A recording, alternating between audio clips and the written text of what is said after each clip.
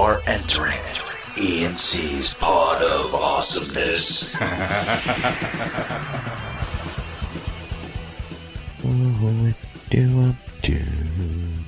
that how you're starting this, Jay? You're going to sing now? Oh, we start. So usually it's just silence, or you grunt. Now you're singing to start. Well, I wasn't paying attention to you.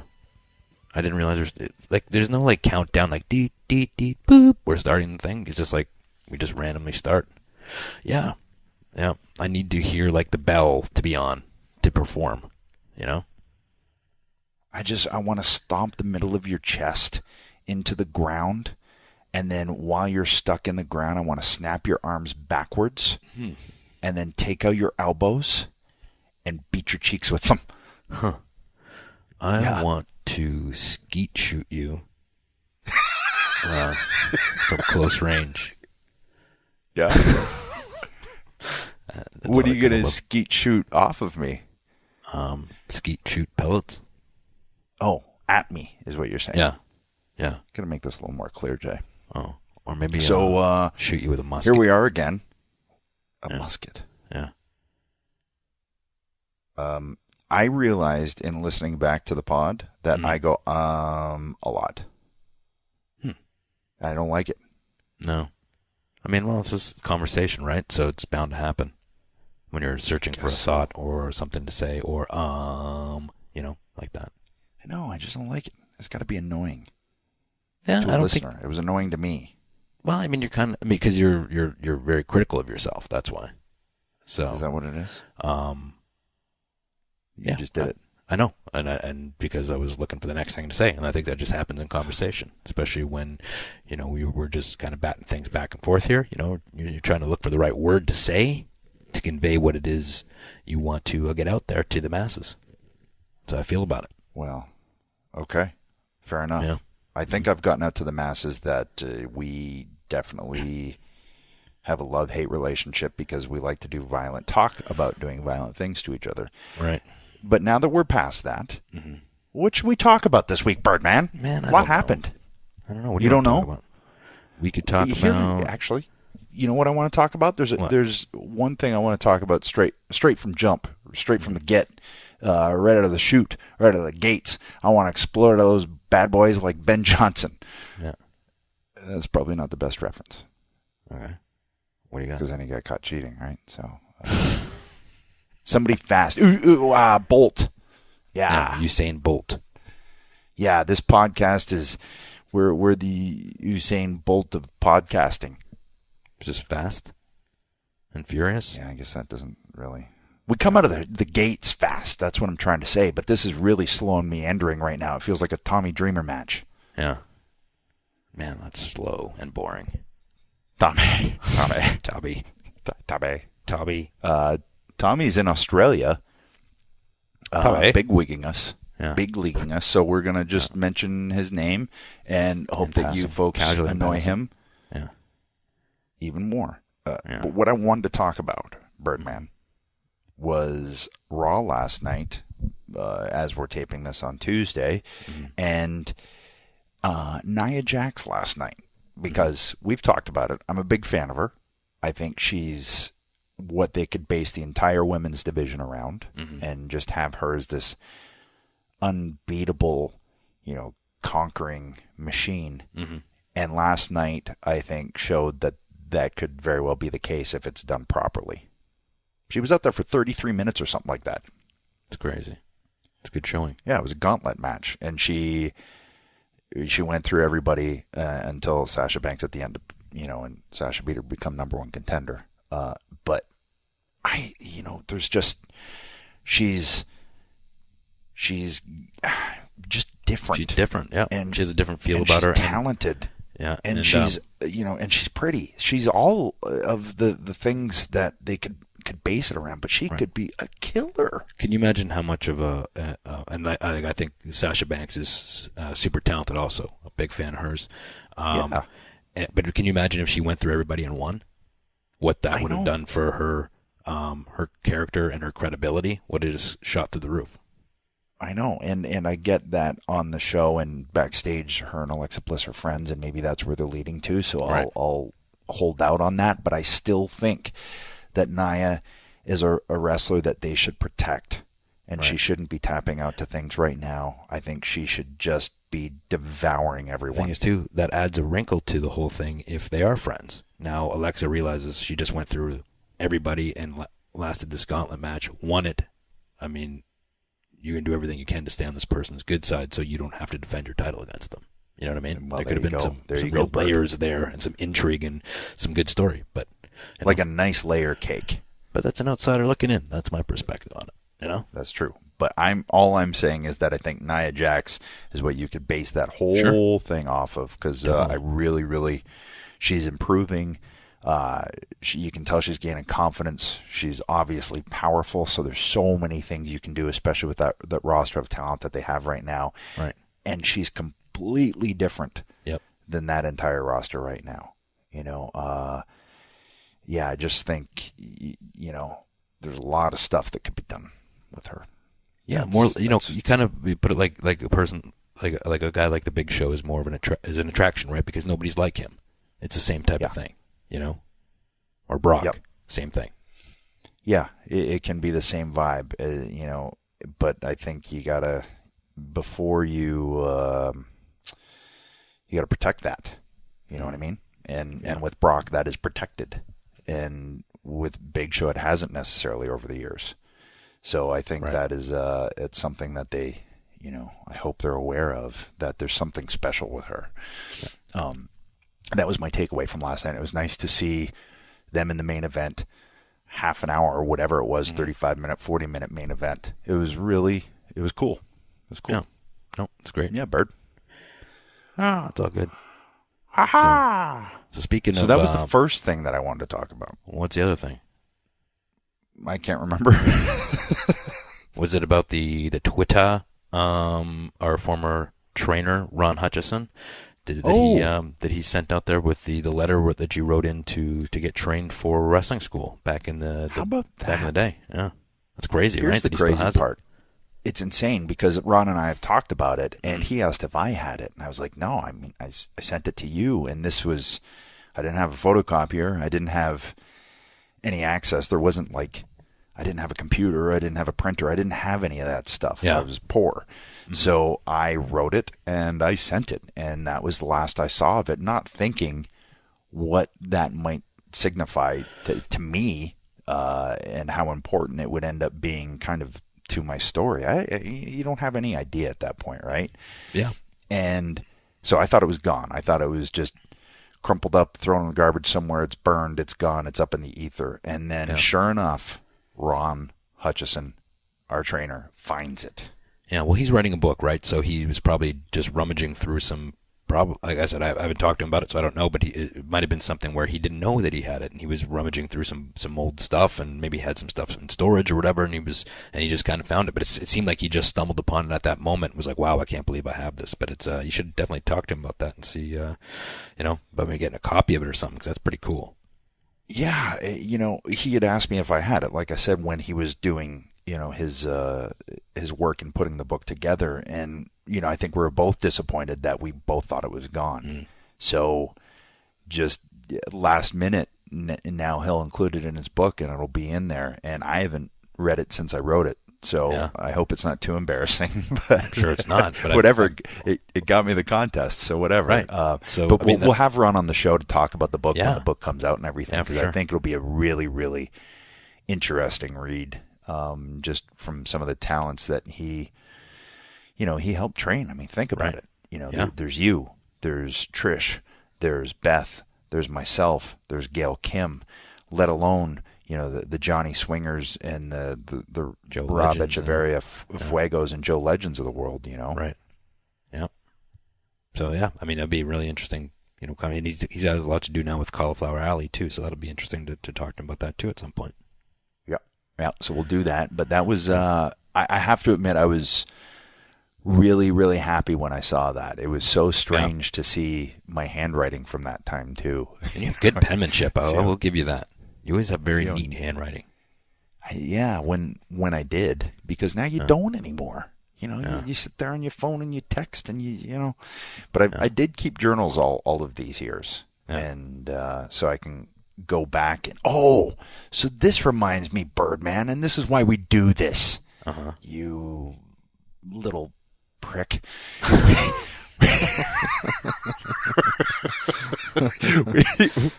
We've been going through stuff. We're switching one of the rooms into Beth's office. So we've been pulling out stuff here and there and kind of resituating things and putting stuff in our storage in the basement. And in doing so, I came across all of these notes that I took for either matches that I was going to have, or I thought matches that I could have one day, so I would write them down so I wouldn't forget. Yep.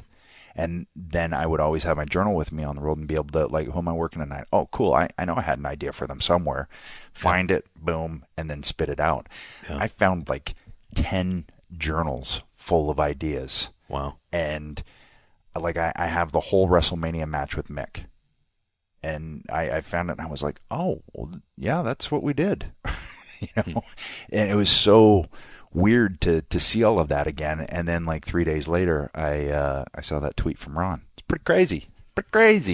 Yeah, it's funny too because I actually did the same thing. I was like pulling out a drawer in my bedroom and I found all these like but I'm not as like as neat as you. Like you have to have everything meticulous, you might say, or OCD. I had a bunch of folded up pieces of paper thrown in the back of this drawer, and I pulled them out. There's the same thing, about 20 or 30 of them, and they were just bullet point ideas for matches and things like that, like that I was having or gonna have, and they're just so I wouldn't forget them. And it was it's really interesting to go back, and I was like, what did I mean here? And then I have to look at it. I'm like, oh, okay, this is like it was just short form stuff that like only maybe a wrestler would get or only I would get, but there were certain terms in there. You know what I mean? It was really interesting to kind of.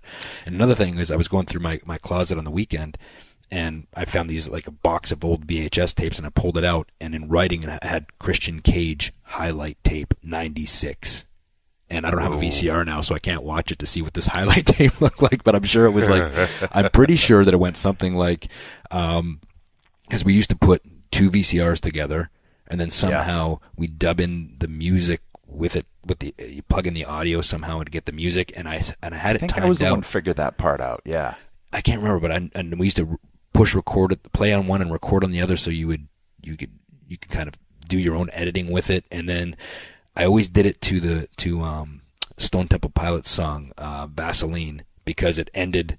It was like 2 minutes and 30 second song. It was pretty quick, and at the end of it, it always did like a doom, and it held the tune at the end. And I would always do like a pause, and you think I thought the pause looked so cool, but it was like all grainy because it was paused, and like it was kind of grainy on the screen. But I'm kind of standing there up on the ropes, like my hands up, and I just, if it's the tape I'm thinking of, that's it. And you paused it where you thought you looked the most jacked. No, I just paused. Yep. No, I thought it was a cool pose. Did. Yeah, you were like, I look pretty badass there. Anyway, so I'm going to pause it right there. So if anybody has a VCR I can borrow, it'll be appreciated. So I can watch the thing. But going back to that, bullet points thing, I think you and I always, and probably coming from the same training, but also just all those matches through the years, we thought of things the same way. And it's like bullet point. Like I never went into the small details. Those are the things that you just have to feel out there and the things that you do. But in terms of, okay, this idea could work, I got to write it down because it will go away. Right. And I won't remember it, and I want to get it down so that I can recall it at some point. And it's just interesting to read some of them back now and see some of these ideas that I didn't remember that I wrote down, and then to know that I did them in a match and be able to see it and go, okay, yeah, that's pretty much how I pictured it happening in my head. Yeah. And it's always fun to see that. I think the last time, we had talked about it, the last match that I was really like, man, I'm proud of that one was that last Elimination Chamber. Yep. And I think it was Drew, Ray, Wade Barrett, Ray, myself, Big Show, and Kane. And I remember, just because there's so many moving pieces, and because you're in that structure and everything, you really have to map out quite a bit beforehand, or it's just not going to be good. Mm-hmm. Yeah, it's just going to be clustery, and it's going to get boring and drag at times. Right. So I remember really sitting down and trying, okay, how can I highlight everybody's strengths here? And it was strange. I think it was Oakland, and we all went in the night before to sit with Michael. And I just remember being really proud that all the moving pieces of that on that chessboard, it went exactly how I pictured it in my head. Right. But, like you said, though, with that, you probably had bullet points and things maybe a little more structured, but there's certain things in there, the details, the little things that you can't, that you have to figure. Yeah. And to me, I've always been I've always felt like the devil's in the details, right? Like I've been a details guy. I think the little things mean more than the big things, or make the big things more important. And I think sometimes it gets a little bit lost now. You know what I mean? And I don't mean it to be in a bad way. It just seems that some people that maybe there's more worried about getting the instant reaction instead of building to a reaction and getting it. You know what I mean? Just going for something big. Well, even like in talking about that Elimination Chamber, just because I don't know why it's fresh in my head, but you can map out this idea to highlight Big Show, but Show is going to show the emotion and be that fired up that you picture and need, and those are the little things and the intangible things that even if you're putting together a match, you don't have control over that. That's where the individual performer comes in and their stuff comes into play. Right. I don't know how we got off on this tangent, Bird. No, I mean, we're just trying to come up with examples, and I was trying to think of an example, kind of off my head here, as far as kind of to paint out what I mean, and like I'm thinking about this, the two guys, the two British kids that had the match on TakeOver, Pete Dunne and Tyler Pete Dunne. And Tyler Bate, is that right? Tyler Bate. Yep. So, amazing match, right? The guys worked really hard. Fantastic match. But if you're nitpicking it, to me, and this is what I mean in details, I'm just trying to paint my picture here by saying sometimes I think the details add more to the match. And this match was great, and people are talking about it, and they're going to continue to talk about it, and these guys should be really proud of what they did. When I watch it, when I look for details, they went out to the floor at one point, and Pete Dunne, the hand, suplexed him on the apron, and it got a great reaction. Instead of rolling him in and kind of going for a cover right away, because you're trying to beat the guy, right? That's your whole thing. We got a huge reaction, and we work for reactions. He rolled in, he covered. I don't think he did cover him, but he came in and he grabbed his hand and started pulling at his fingers when he just got a huge reaction for dropping him on his back. And then they got up and they did something, and they went into his spot, and there was no, there wasn't even. Not even a register. There wasn't a payoff for the hand. There wasn't even a register for the hand or the back. But to me, in the details, now, like I said, I'm not diminishing anything they did. They had a great performance, amazing match. But to me, can you imagine now if that babyface who's going to lose his title has something that he's trying to fight back through this entire match? That back is hurting the entire match. That hand is hurting the entire match. Even when he's on the offensive, he's still selling what was done to him. Now, that puts him... Yeah. There's more drama added to the match rather than just the reactions were great, but now you've got drama added into the action, and those are the layers, those are the details, and that's kind of what I mean by that. Well, and I was watching and thinking the very similar things, and get this, I was also thinking, he's gonna pull that little piece apart. I knew it. And if these guys are listening, you did a great job. Right, you're amazing. It was awesome. Yeah, you guys got huge futures, and you should be really proud of what you did, and those are all things that are going to come. Right. Super proud of that match. This is this is pulling apart the tiniest little layers of making it a great NXT TakeOver match and making a WrestleMania main event type thing. And that's a very, very little fine line. But I remember watching, thinking the same thing. But at that point in my career, there's no way I was pulling off a match like that. I will look back and see some of the stuff we did and go, oh man. Yeah. I do the same thing. I'll look back on right into a spot. I do the same thing. And it was when I was in WWE, I'll look back at matches when I start and be like, how did I not get fired? Seriously. That was so bad. But how did I not think to sell this or do this? Or how did I just completely forget that my knee was being worked on? Yep. So, but it is, the devil is in the details, is a good way to put it, Jay. But I remember thinking that they went to the hand, and fine if you go to the hand after the back, at least make the hand register into the match later on, because I know they were doing Germans, and I was like, oh, well, you have the hand caused him not to be able to do the German later. And I only watched the match once, so I'm just just kind of going the same thing. That I think that happened. That's all stuff that I just kind of I remember kind of dinging off my little radar, my details radar here. Yeah, when I was watching it, like I said, and not to diminish anything those guys did, they should be super proud. They got huge futures, and they're really, really talented guys. And those are all things that are going to come with when you figure it out, because it was the same thing for us, right? Like you think not even that you think, it's just that with more experience you get, okay, you want to build drama in the match, right? You want to you're telling stories and you're taking people on a ride, and it's not just about getting to the bigger things, but the details make the bigger things bigger. Well, and it also does take someone seeing it and then pulling you aside, and also being open, right? And not getting your defenses up, like thinking you know it all, and going, oh, okay, I see something to that. And that's the way you get better is, when Sean would pull us aside, or, Austin or Taker, those guys would pull us aside, and being open to listening and not just thinking you know it all, because nobody ever knows it all. I'll tell you a story. I'll tell you a story right now. I was at a live event. Jay. Tell me a story. Okay.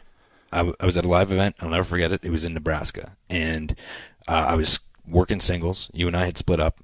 And Austin was main eventing. And Steve is a guy that I respected. I still respect. And what I respected him for was the fact that he was this guy that probably could have shown up whatever he wanted to. When the show was going on, he could leave early, but he didn't. He was always there before everybody else, and he left long after everybody was gone. He was the first there, last to leave. And he watched everything. And I always respected him for that, because that's what a guy in his position did. And I remember asking him specifically, saying, hey, can you watch my match tonight? And trying to get better as a singles performer. And Steve doesn't pull punches. He's a straight shooter. And I came back from the match, and Steve is a friend of mine. And I thought that he would be like, oh, he's a buddy. The crowd was reacting. It was a good match. Easy on him. Yeah, no, but the match was good. Got reactions, da-da-da-da. And I never forget, I walked back, and I said, what did you think? He looked at me straight in the eyes, and he said, why don't you learn how to fucking sell? And he walked away. Wow. And I was like, there you go. Whoa. Yeah. And I was like, hold on a second here.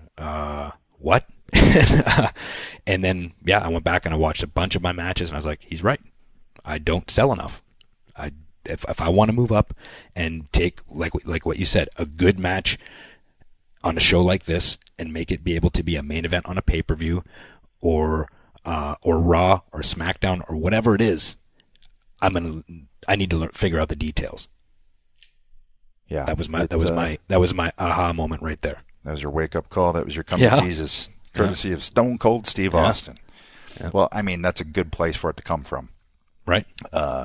If you're going to have that, yeah. But and good on you because here's one thing I hated. I would have guys come up. What? A yeah butter? When they ask you for your advice and you give it to them, they go, well, yeah, but. They always have an excuse for yeah, butter, or ask me because they thought it was the political thing to do, right? And then go out and not listen to some of the things I told them, and not saying that my word was the be all end all, but if you're going to ask me, at least try it, and then if it doesn't work, I go, didn't work. I was off the mark there, but. To have people ask you for advice and then go out and see them implement it and then see it dawn on them like, oh, man, that worked. Now I want to give that person more advice. Right. Now, I got all the time in the world for you, but if you're just going to give lip service and then just go out and not do it, then I know you're just doing it to try and do what's deemed correct. That kind of thing would annoy me. And you could always peg that, though. Yeah, more times than not, though, people really were looking for knowledge and did want to get better. Yeah, yeah, and you have to be, when you're in that position, you ask somebody for advice. You should want to hear the truth, whether it hurts or not, because that's how you get better, right? Yeah, and there's always going to be something. People sugarcoat it for you, like, oh yeah, it was pretty good. I mean, you got the reactions you're looking for, and the crowd reacted here and this and that, and blah blah blah. Then you're like, oh cool, but you're not really learning anything. Well, and there's always going to be something. There's always going to be little things, no matter what. There always will be. Right. But, you ask the top guy in the industry, right, possibly ever, and as a young guy or girl coming in, you should be asking those people because they're there for a reason. Mm-hmm. And whether it's work ethic or, like you said, with Austin, getting there, knowing the character and the finer points of their character, whatever, or just the work, those are the people you need to talk to. But now we sound like two grizzled, bitter I know, and that's not what I meant to do here. That's what we sound like, Jay. We sound like Statler and Waldorf sitting up in the balcony going, "Rrr." So before we go any further, Jay, we have a substitute. But that doesn't even do him justice because, let's face it, this is going to jump Tales from the Indies to another level. We got Hobo Hank this week. Screw Tommy Dreamer. Hobo. Let me ask you a question. Maybe what if Hobo just blows everybody's mind and Tommy's replaced? How mad is Tommy going to be that he decided to go to? Oh, I'm going to go and run my own shows in Australia. Ooh, I'm going to be a promoter and a booker and a performer. Yeah. Ooh, well, guess what, Tommy? Guess what? Because you have dreams and aspirations and you're doing things and making things happen, you just lost your spot on ENC's Pod of Awesomeness to Hobo Hank. How's that make you feel? Yeah. Tommy. At least for a week. Tommy. Hobo Hank. Tommy.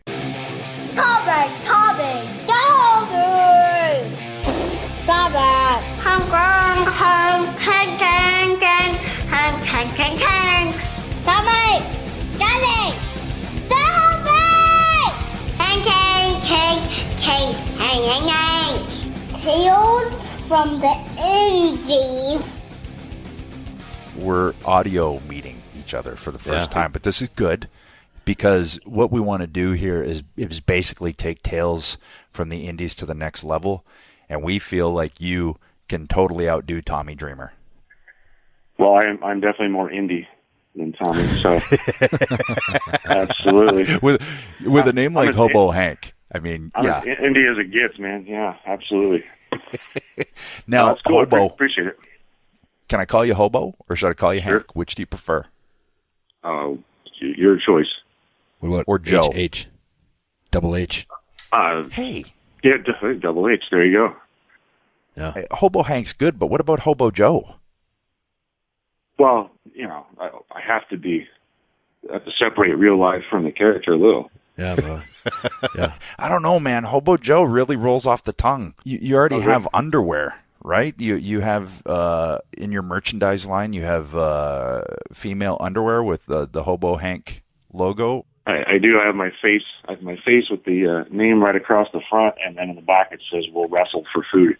God bless. Oh, that's cool. You could also have a line of men's underwear from Hobo Hank that had like a pea stain on the front and a bacon strip in it. I thought I'd sell more of those. Thinking about the guys that come to the show versus the women. Well, see, and that's the thing. Like a guy, it's already there. He doesn't have to he can say, no, honestly, I bought it this way, even if it is his bacon strip. It's a built-in excuse, right? It wasn't me. Well, maybe this morning this is the launch of that. I think I'll put them. I just we're put them on my marketing website. geniuses here. Yeah, and Hanker, that's what we do. That's what we do on this show. We just start spouting genius around, and Tommy usually brings it down. But you're right there with us. Yeah, well, you're on the same level. I like this. But that's because I have nothing to lose. That's the difference. Yeah. I'm also glad that you found a phone because I know sometimes being a hobo, it can be hard to get these types of devices, or I don't know, do you like on a payphone? I don't know if they still have payphones or not, but I'm not sure where you're calling in from, but I'm glad you did. Yeah, I was going to say we're going to have to keep this short because I'll run out of quarters eventually. But well, Jay, you didn't hear that part because Mega Matt answered, but he called collect, so we're good. Oh, okay. Perfect. Collect. Do you remember that? Be on the road, doing indies and call home. And make the collect call because you had no money. We have to do it after 6 because it was cheaper, right? Pathetic. Yeah. Well, right. We're all that's pathetic. How you have to that's do what it we are. From jail, I think that's how you have to get your call across, right? The collect call. Right. So I don't know. I've never been to jail, Hank. Have you? No. Tommy was telling me about it when we were talking. So. Oh. Yeah, Tommy, he's a villain. So you're in New Mexico. I am. So how did it go with was it the match of the century? Was that what it was built as? I think that might have been the match of the century, and certainly in Albuquerque. Yeah. It could have been. That was it was Albuquerque's match of the century. Right. It was. Maybe I should have been more specific in the promo. But that was definitely a good match. Good turnout. The place was packed. There's a lot of buzz around that, and everybody was excited to get to meet Tommy. So it's very cool. Very cool. Hopefully we'll get back sometime. Tommy. Yeah, Tommy. As much as we joke around and everything, though, he Hobo.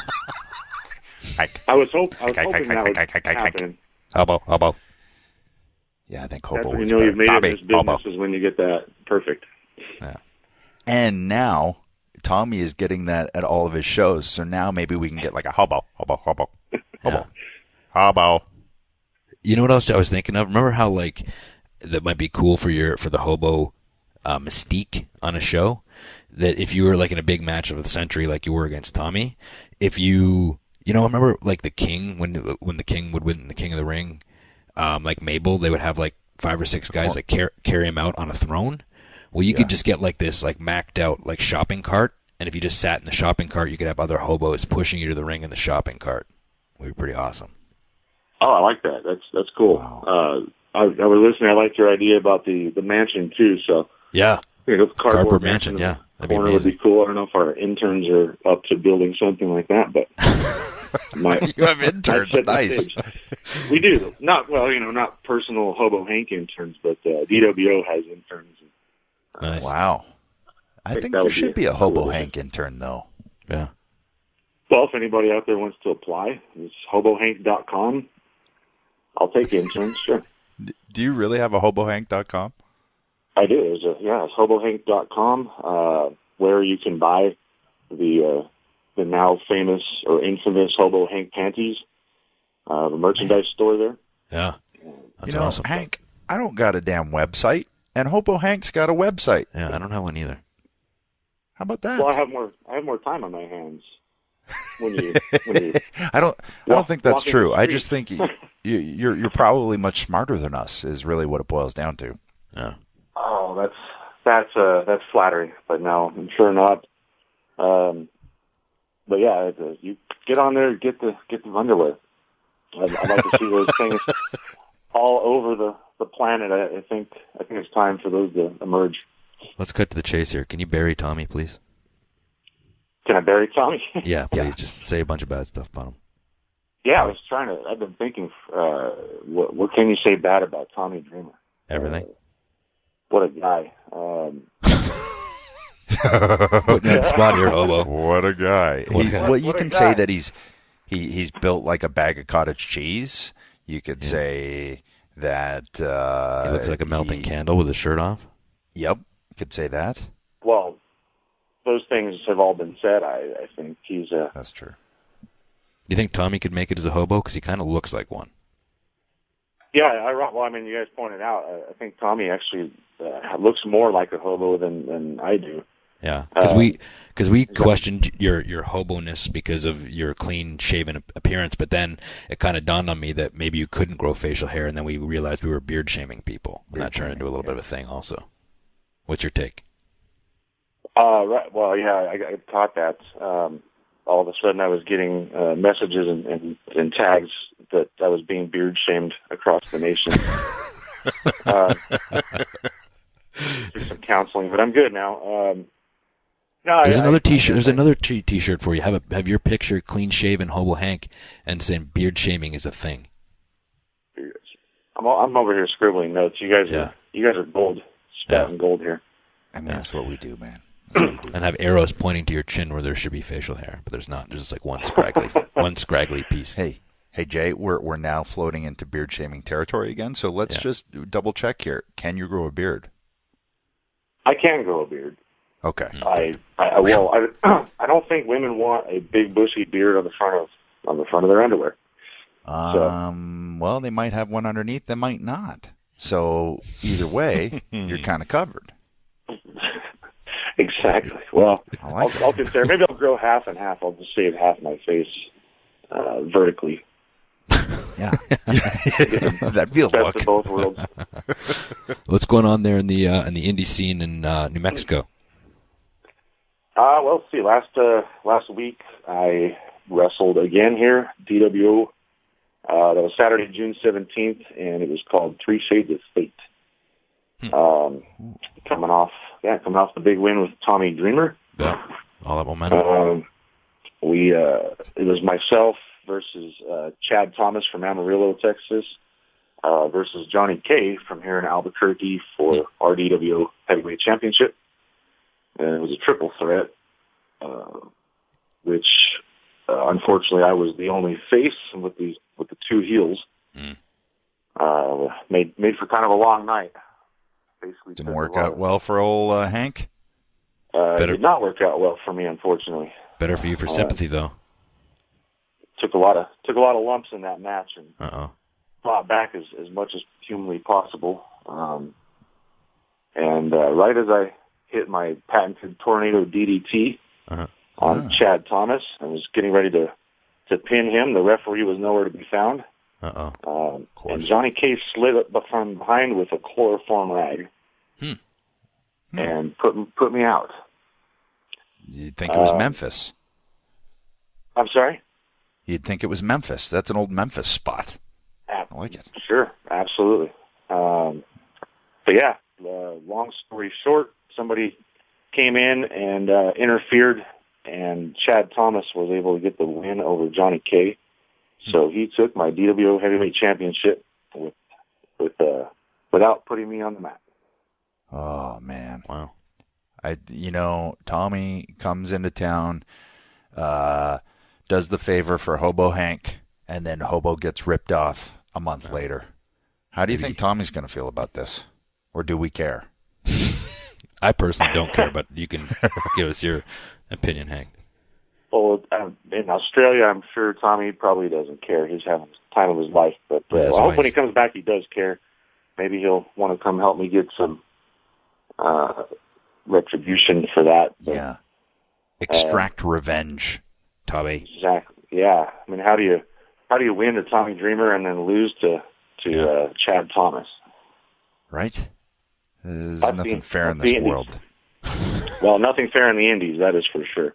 Hey, there's a T-shirt right there. Nothing fair in the Indies. God. Whoa. We're just write that one down, Hank. Perfect. I can hear you scribbling right now. Yep. Do you need a pencil sharpener? Or are you good? I'm good. Okay. And see, Hanker, here's the deal. We try and give Tommy these wonderful ideas, and he just, whatever, guys, quit making fun of me. We're not making fun of you, Tommy. We're trying to make you dinero, some of that money, some of that cashola, some of that. So he's Tommy's legit mad at us now because people go up to him and go, Tommy, Tommy, Tommy, Tommy. But if he had a brain in his head, he'd realize that's a good merchandising opportunity for him. He'd put Tommy, Tommy, Tommy on a T-shirt and sell it, but he's not smart enough to do it. Well, he's already rich. That's the problem. I'm dirt poor. I'll try anything to make a buck. And you got to work for it. I appreciate that, Hank. You're a go-getter. You know, Tommy's going to be listening to this, and I say screw Tommy. I say hobo, hobo, hobo, hobo, hobo from now on. Hobo, hobo, hobo. Yeah. Well, I can't wait to walk down the street and have that happen. Yeah, constantly. that'd be amazing. See, and you appreciate it. You're going to be on an indie, and somebody's going to go, hobo, hobo, hobo, or maybe Hank, Hank, Hank, Hank, Hank, and you will appreciate it, soak it in, and realize that it's a form of adulation, whereas Tommy just decides to fight it because you're making fun of him. Yeah, he's got issues. I'm making these shirts and I'm sending them to you. So that'd be amazing. Nice. That'd be great. It's happening. Nice. All right, I like that. You got anything you want to promote there other than your website or any other shows coming up? Yeah, I mean I'm on of course HOBOHANK.com. You can check me out on Facebook at The Real Hobo Hank, Instagram, The Real Hobo Hank, and Twitter, Hobo Hank ABQ. We're Tommy said, we're on local television now. Every week we appear on the ProView network here in Albuquerque. And we are currently in the middle of working on a documentary. We're 10 years now in DWO here. And our big show of the year is called Day of Destiny. It's kind of our little mini WrestleMania. So that documentary is being made, and Day of Destiny comes up in October. So kind of on the road to that right now. I'm on path to try to get my heavyweight championship back. So I'll be here again August 5th at an event called True Grit, and I'll be facing off against former WWE superstar Sin Bodhi. You guys may know him as you can't trust him. You can't trust him as far as you can throw him, and that might not be far because he's fat. Did you know he and I went to kindergarten together, and that's the truth? Really? Yep. We met in kindergarten. I did not know that. All I know is, an evil clown is a dangerous thing. Yeah. Yeah. I met him in the 5th grade, and I haven't been the same since. That's fascinating. So all wrestlers come from Canada? I didn't know that. I've never been to Canada, so maybe that's why. Well, all except you, Hank, and maybe Tommy. But everyone else, pretty much is from Canada. We've taken over the world. Canada, Yonkers, and Albuquerque? Yeah. The 4 corners of the globe. Yeah. The wrestling globe right there. Well, hey, we'll have you on in October before the big show. That way we can talk about that then and see what's going on. Perfect. Sounds good, man. We'll upgrade Tales from the Indies again. And I might send you an 8x10 and a VHS tape with some of my highlights. Maybe I'll get booked for the show, brother. Yeah, I think Albuquerque. If we're talking match of the century, now we're in the new millennium. Now, 17 years in, I'm a little behind the times, but I think Edge and Christian and Hobo Hank and Tommy Dreamer, that would be the match of the millennium here. Oh, Tommy Hobo with Edge and Christian in your corner. Oh my God. Yeah, last year we had Eric Bischoff was my manager for. That's crazy. For one event, but I think this could top that for sure. Yeah, we could push you out in the shopping cart. And what we could do with druid masks with trash druid masks can lids. Yeah, and then we'd have like paper bags on our head, and we'd take them off and reveal that it's us. And we can look homeless too. Yeah, we already do look homeless, so we got that taken care of. Yeah. But like a trash can concerto. Oh man. Yeah, you guys bring the beards.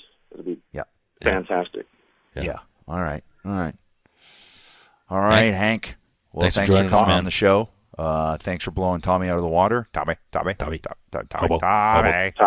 Tommy, we miss you, man. Come home. Hobo. Come home. Yeah, nice meeting you guys. Thanks for having me on. I appreciate it, and hopefully we'll talk to you again around Day of Destiny time. All right, Sounds good. All the best. Thanks for joining us. You're listening to ENC's Pod of Awesomeness. So it was good talking to Hobo there. I like that we just came up with an entire line of merchandise outside of women's underwear for Hobo Hank. Yeah, Hobo Chic, right? Yeah. That's what you call the style, Hobo Chic. Yeah, not like Hobo Chic, not like Hobo Chic, not like Hobo Iron Chic, like Hobo Chic, chic. Well, that's it. But that's a different character altogether. Yeah. You might be onto something there, Bird. Yeah. Get some curly-toed frayed boots with holes in them. Yeah, we don't know what the hobos in Iran look like. Well, yeah, and then when you stomp to get the object down to the toe, but it's actually, he doesn't cut his toenails. So the toe protrudes out of the boot, and he slashes the person with his toenail. Oh, my God. That's extreme. Man, that's Hobo. Hardcore. That's hardcore. We're going to have to talk to Hobo again. We'll see if Tommy is willing to grovel to get his spot back. And if not, the spot's yours, Hobo. Yeah. He's going to have to grovel. He's going to have to get down on his fat little knees.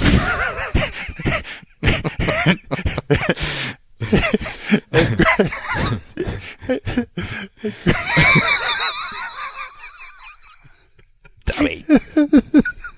I don't know why that popped me so huge now. I just picture fat knees. You'll wear out those knees from the jeans you bought at Kohl's, brother. Oh. So now that Hobo Hank took it to the stratosphere, speaking of being elevated, we're going to talk to someone right now who can fly like there's no tomorrow. Yep. I mean, she can do stuff that I don't care, woman, man, that I don't think other people do. Like I've never seen RVD do something like this, and that dude can fly. I've never seen. She's an exceptional athlete. She's the queen. Yeah, she is an amazing athlete and has really come into her own and has become an amazing wrestler, and that can't be hard, with or it could Shadow. Be hard, Jay. I mean, yeah, that's what I meant to say. It's probably You're getting nervous very already, aren't it's you? a very I'm nervous. I'm nervous talking to the Queen. But I mean, obviously, Ric Flair casts a large shadow, and she's stepping out from that and doing her own thing and becoming like a marquee superstar in the WWE. And it's amazing, and we'll get her thoughts on all this. So yeah, we will if you quit slamming your chiclets together. Man, I gotta talk too sometimes. No, nobody wants to hear us. Let's throw to the damn interview. Come on, Mega Man. Here we go. Okay, so this is our second shot at this interview, Birdman, because my Wi-Fi in the mountain sucks. Yeah. But we have the Queen herself. We have Charlotte Flair on the line. And I said this quickly yesterday. I really want to call you Ashley because that's how I met you. But I'm going to force myself to say Charlotte. This is crazy. That was like, 10, 12 years ago? I know. Yeah. When I first... Yeah, like I remember, we're old, so I remember you were like a kid and coming to the shows with your dad and everything, and it seems... I was behaving, right? No, you totally were. You were. It seems... There's certain things that I look back and I go, man, that seems forever ago, and then there's certain things that seem... that they just went in the blink of an eye, but that seems like a long time ago to me. Yeah, and another thing I remember is remember your dad talking about, your volleyball career. Talking about at the time you getting ready to go away to college and talking about, the team and watching you play volleyball and how proud he was of that. And I mean, it's just amazing. I mean, you've been an athlete your whole life, so it just makes sense that obviously that's why you're so gifted in the ring when we watch you and doing these amazing moves and how seamless it was that you picked up wrestling. I think that's pretty obvious. Yeah, the wrestling was easy. It was the makeup, the gear, the looking like a superstar, and finding a character was so challenging. Like when I even first started at FCW, I was like, oh, this is fun. Like this is fun working out in a ring versus working out in a gym. But I didn't even then really have a grasp on like what I was going to be doing in the future, what going down to Tampa was going to turn into. I don't think really until I had that match with Natty on NXT. Yeah. When you were obviously, like I said, your father, Ric Flair, was, people revere him as the greatest superstar in the history of the business, and you obviously grew up with that and realizing that at some point. Did you have the itch right away to wrestle, or did you want to go into something more like volleyball or other sports, or was it something that just kind of came to you later? Was it one of your ambitions early on? I never really thought about it. Like I remember when I got to go on tour with you guys in 2003, and my dad was like, yeah, or my parents more or less were, let's give you a vacation because you signed. I signed early, and I knew I was going to play in college. I knew where I was going, so that was the only time I was like, oh, this is kind of cool that I was into wrestling or really paid attention to what my dad was doing. I mean, my whole life I had gone to the shows and watched him. And to even think when I was playing volleyball at App and I brought my volleyball team to Raleigh when you were in the ladder match with him, to know that was his first ever ladder match. And I was just going there to have fun, like to think. Wrong one to go to have fun. No, but I mean, I'm like, and now I'm talking to you, like 10 years later, it's crazy because that night I was like, with my volleyball team, just like, hey, my dad's a wrestler. Y'all want to go to Raleigh to watch him wrestle this guy named Edge, which, later said he was in the first ever ladder match with him. It's crazy. Like, I know wrestling was never something I dreamed about, thought about. Now, my brothers, obviously, I watched when I was in middle school, David get into it. And then that's what Reed wanted to do his entire life since we were little. He would sit up all night on the computer watching old Dusty promos and then recite them all day long. Well, so, no. And I can't even imagine as a boy or a girl, but specifically as a boy, if your dad is Ric Flair, I would think that's going to be right in there of what you want to do. And the same with Dusty and guys like that, and you see Cody and Dustin. But you, so you went to school for volleyball, but weren't you also a gymnast too? Yeah, so I competed in gymnastics. My parents, I think I started in kindergarten in tumbling classes. And then once I got to middle school, my parents were like, we need to make a decision because I was getting so tall. Yeah. And I was a level 9 at that point in gymnastics. So I was like, oh, maybe I'll just say goodbye to gymnastics. And that's when I started middle school sports. And then high school, my dad was like, okay, we need to choose volleyball so you could play club. So that was kind of how I chose volleyball, just because I liked it the most. I played basketball, track, swimming, diving. Pretty much in middle school, got to do it all. All-star cheerleading was one of my favorites, but I wanted to be on the co-ed squad in college, and I was a little too big for co-ed. So I would have had to do all girls. Well, it's crazy to watch your stuff because you're a tall woman, and to see you, doing, moonsaults to the floor and some of the stuff you do, I don't know if people understand, your stature, because you're not 5'1". You're a tall woman to be pulling that stuff off. It's really, it's super impressive. Yeah, it's just from the gymnastics. I think it's just something you never lose. And my dad always had me with a trainer. Like, that was to finish your schoolwork and then you're going to go see Jeff George. I'm like, okay, Dad, this is normal. Not. But it paid off, right? Especially now. Sure. Just think of the leg up you have to have all of that under your belt. Because, man, I remember when I wrestled, I did one moonsault in my life, and I went, okay, I'm never doing that again. That was a mistake. It looked like a praying mantis with its legs cut off halfway through. It was just, okay, I'm not doing that. And then, man, it's crazy. Now, we kind of got like almost dubbed as high flyers by falling off stuff. Like, they fall off of stuff from a high distance. They must be high flyers. Like, no, we're not that graceful. We're not. We can't make it look as good as you do. So we just fell off stuff and caught people. It's like Jeff Hardy and Ray were doing the high flying. We just caught them and then fell off stuff. Yeah. But because I'm so tall or bigger, that's why I find it's kind of hard to throw moonsaults or things in there. Well, because why is the bigger girl doing that? That's where I find why does it make sense? But you're doing it in multi-woman matches. You're doing it in Money in the Bank matches. You're doing it where it makes sense and you're taking out two people. Then it does. Yeah. So you're doing it in the right spots. And what's cool that you say a larger woman, but but I seriously, like, nowadays it's so,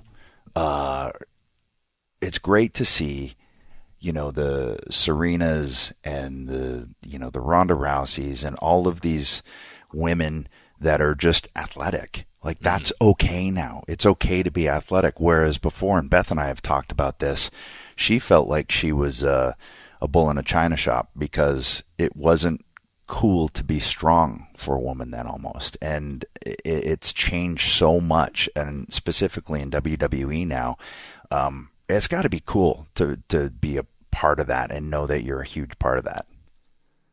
Yeah, I guess because I'm in it, I don't ever take the time to really think how cool it really is. Mm-hmm. But with, the women's soccer team and, like you said, Ronda and Serena, they really, I think, opened the door to the idea for WWE to do more with the women.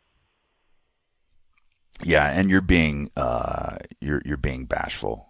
I get no, it. I just don't think about it like that. It's hard to. Well, no, because yesterday when we tried to do it, you were like, you've been a part of a lot of firsts, but it's hard because you're in it, so you don't necessarily think about it as maybe if I had grown up watching it. Yeah. Well, you know who I guarantee you is docking all of those first is your dad, because I know how proud he is. Like, man, that's my girl, and she is in the first Hell in a Cell, the first Women's Money in the Bank, like main event of a pay-per-view. I can't even imagine. I mean, I know Rick well, but and how proud he is. But having two daughters of my own, I can't even fathom how proud that must make him, and how proud you must make him. Well, when I first showed up at FCW, we didn't even talk about wrestling. We didn't, because I didn't know the lingo, I didn't know the psychology. He was like, he knew I was athletic, so he's like, oh yeah, you'd be great. But I mean, he didn't even really get into it till I started to understand it, and he wasn't the one that really at all taught me. I didn't go to him. I went to Del Rey for advice, Norman Smiley, Terry Taylor, Ricky Steamboat at the time was still down there. Obviously Dusty for promos. So I didn't even go to him really until after I got some wind in NXT and had won the title did I really even, talk to him about wrestling.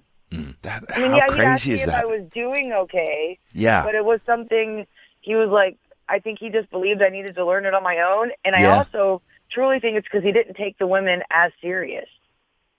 I bet he does now. Damn right he does. It's funny too is you're talking about like first and things like that, and you going down to FCW and then later to the Performance Center in Orlando and things like that. And I remember I went into the Performance Center a few times to help out. And I remember, sitting in a couple of the women's classes and watching you guys work out and stuff like that. And you were picking it up pretty quick. Like, I mean, you can almost tell when somebody's a natural. And it's kind of remind me of Kurt Angle in a sense where he just had it, and everything came pretty naturally and pretty easy to him. And that's what I saw when I saw you training. How did you feel? Did you feel like you were picking it up pretty quick, or what was your thought process, or you just didn't know enough about it that you realized that how fast you were getting it? So when I first showed up, I got to Tampa and I was like, ooh, this is really cool. I'm with a bunch of wrestlers. And I just enjoyed the training, but I think when I really started to pick it up was after the first year, I got injured, which made me sit and watch for 2 months and realize what set apart the talent that the crowd reacted to. And at that time, that's when Paige and Emma were doing so well. Watching them, and they had characters. I think because the moves came easy, like for the very first day, that was fine. It had nothing to do with that. It was when I think of picking it up, I meant like becoming like a full package. Right. Because there's one thing just to go in there and play wrestler, sure, and then to actually feel it. Yeah. So I'd say not until I got injured did I feel like, I think I picked it up fast, but I don't know. Yeah, not until I was forced to watch. So the injury is almost like a blessing in disguise, right? Because you can look at it, you can kind of, like, some of the skills now, the basics, and now you can kind of step back, and you, like you said, you can sit back and you can look at how the package comes together. Because it isn't all about just doing the moves in the ring. It's about connecting with the audience, and that's the big part. Can you connect with the audience in a way that they react, whether they're cheering you or booing you? And that's a tough thing for people to figure out, especially at an early age. I was just sitting there for 2.5, almost 3 months, like, this sucks. I'm sitting at the ring. It's freezing in the PC. But that's, watching, I was like, oh, well, that's why she gets such a reaction. Or that is not about going in there and, doing 15 moonsaults. It was, like people were connecting with Paige and Emma because of the story, and Paige had so much emotion. Well, it's interesting, too. It helps to get in there with someone who has more experience, so you get in there and you have that match in NXT with Natty. Was that a huge, like, revelatory moment for you where it was like, oh, this is how it can be? Because we've talked about it on the show before where Jay and I have both been in there with people early in our careers where it just clicked. It's like, oh, this is what it can be. I gotcha. Okay. So I had maybe had like 4 matches on NXT before my match with Natty. And I say this all the time to her, but I'm not sure if my match with Natty hadn't happened that I would have ever, if anything would have ever clicked. Like all that, within that match, all in one night, everything clicked. From bringing the story, the emotion, she basically called, she had some ideas, I had some ideas. But even like when she was like, I'm just going to call the shine out there, I was like, what? Like the anxiety of that. Yeah. And we're just going to play. It made my, I was going to have a heart attack. I don't know if I'm going to make it through this, but she just was like, listen to me. And she'd actually come the week before to the PC just to move around with me to see if she could do that. And she was like, yeah, you're going to be fine. Yeah. So, but it's interesting that anxiety can almost drive amazing things to come out. But I mean, coming out of that you gain confidence, right? You know that, wait, I can do this with the proper person. I can do this. And then eventually get to a point where you can be the one that's driving the car and be the engine that Natty, was that night, right? 100%. Like,